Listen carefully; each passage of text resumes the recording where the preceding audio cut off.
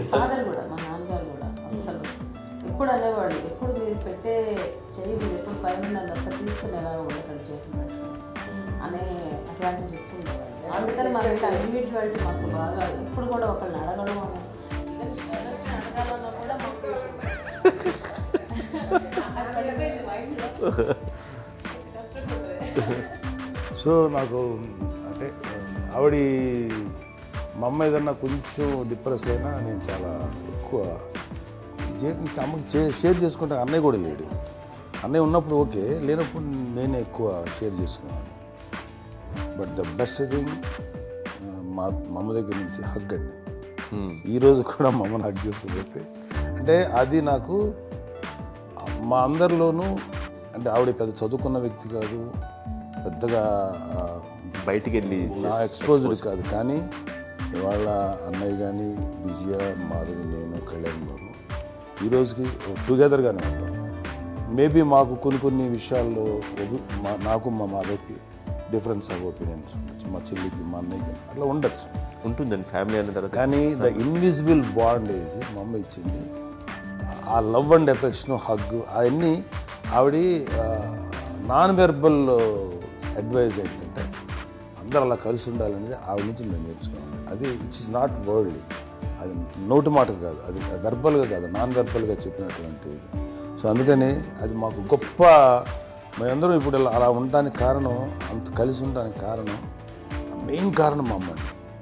అది సో అందరూ ఉండాలనేది మా అమ్మ అడ్వైస్. ఇప్పుడు కూడా నేను ఎప్పుడైనా ఏదైనా ఫీల్ అయినా, అన్నయ్య ఫీల్ అయినా, లేదు నాన్న అట్లా వదుకు, ఇట్లా ఉండండి, ఇట్లా ఉండి ఇప్పటికీ చెప్తుంది. మేము ఎవరైనా ఎప్పుడైనా మా చెల్లితో గొడవపడ్డా అనుకోండి, నేను అట్లా అని ఇట్లాగా అన్న ఏమో లేదులేమ్మా, ఏదో అన్నాను కానీ ఫీల్ అవ్వకమ్మా, మేమందరం కలిసి ఆవిడని అసలు టెన్షన్ పెట్టవండి మేము. సో అలా అది ఆవిడ నేర్పించింది. అలా కలిసి ఉండటం అనేటువంటి బాండేజ్ని ఆవిడ తన ఒక హగ్తో చెప్పింది. అన్నయ్య సినిమా చూడండి, జాదుకే చెప్పాను కూడా, అది మా అమ్మ దగ్గరే ఉంది. శంకర్దాదాలో చెప్తాడు చూడండి. ఇప్పుడు మోడ్రన్ వర్డ్స్లో చెప్పాలంటే మీ అందరికీ ఆవిడ ఒక వైఫై లాంటిది. Yes, you can say that. Yes ఇంకొక అడ్వైజ్ కట్టండి, అమ్మ విషయంలో నేను గొప్పగా ఫీల్ అయ్యేది. కానీ చాలామంది పెద్దలు రిటైర్ అయిపోయి విశ్రాంతి తీసుకుంటున్నటువంటి పెద్దలందరూ కూడా ఆచరించే విధంగా ఒక విషయాన్ని గమనించారు. ఇప్పుడంటే నా దగ్గర ఉంటుంది కాబట్టి అమ్మ విడిగా ఇంకొక ఇంట్లో ఉండేది. 8 సంవత్సరాలు నాన్నగారు గౌరవంగా తెలిసింది.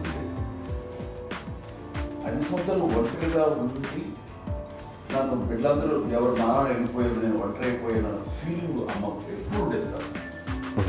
తర్వాత బిడ్డలు ఆయా వాళ్ళ టైం బట్టి వచ్చి చూసుకుంటూ సరిపోతుంది. అది వారమా, నెలకా, 2 నెలకా, అసలు ఒకసారి రాలేని పరిస్థితి ఉంటుంది. 5 నెలల పాటు ఇదే ఊళ్ళో ఉంది, పక్క వీధుల్లో ఉండి ఎవరి పనులు వాళ్ళు బిజీగా ఉండి, ఎవరి షూటింగ్ వాళ్ళు బిజీగా ఉండి, ఎవరి ప్రొఫెషన్లో వాళ్ళు బిజీగా ఉండి, ఎవరి ప్రొఫెషన్లో వాళ్ళు బిజీగా ఉండి, తన సంసారం తను బిజీగా ఉండాలి. సార్ అమ్మ ఏమీ ఫీల్ అయ్యేది, ఏంటమ్మా రావట్లేదు, అసలు పట్టించుకోవట్లేదు ఏంటి అంటే అంతేలేమ్మా అని ఇలాంటి నిరసన మాటలు కానీ, ఈసరింపు మాటలు కానీ, లేకపోతే న్యూనతాభావం కానీ ఇలాంటివి ఎప్పుడు అమ్మకు లేవండి.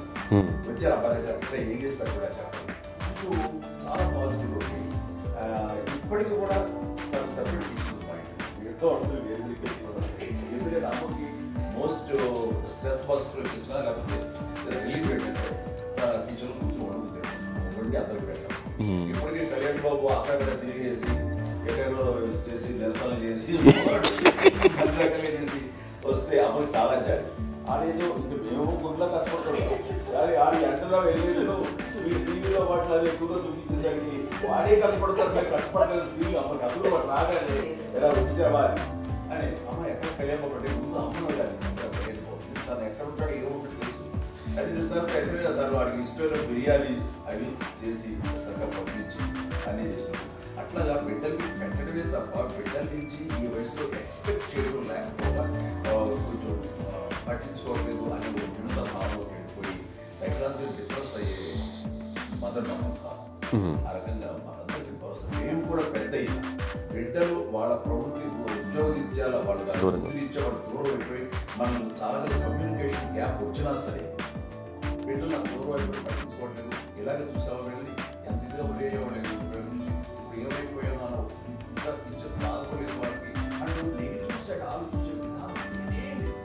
అది మా అందరికి ఎంత పంచుకుంటున్నట్టు అంతే కదా. ఎంచుకోకపోతే బాధ చూసుకుని బాధ లేకపోతే నలభై వెళ్ళిపోతాడు కళ్యాణం వల్ల మాకు ఇది చూసుకుంటున్నది సరే నాకు కళ్యాణ్ బాగుంటాను చూసుకుంటాడు ఇట్లా ఎవరో కూడా వెళ్తూ ఉంటాం. అమ్మ మాత్రం అది వెరీ గుడ్ హిందీ నేను చాలా మంది తల్లిదండ్రులు చూశాను. అవును, వాళ్ళు చాలా ఇబ్బంది పడుతూ ఉంటారు. పట్టించుకోవడానికి అర్థం చేసుకోవాలి కానీ వాళ్ళు వస్తే బాగుంటుంది కదా. అనేది ఉంటుంది. ఫీల్ అవుతారు. అవును, అలాంటి ఫీల్ ఏం లేదు. బయట పెట్రోల్ వస్తే ఏం చేసి పెట్టాలా అనే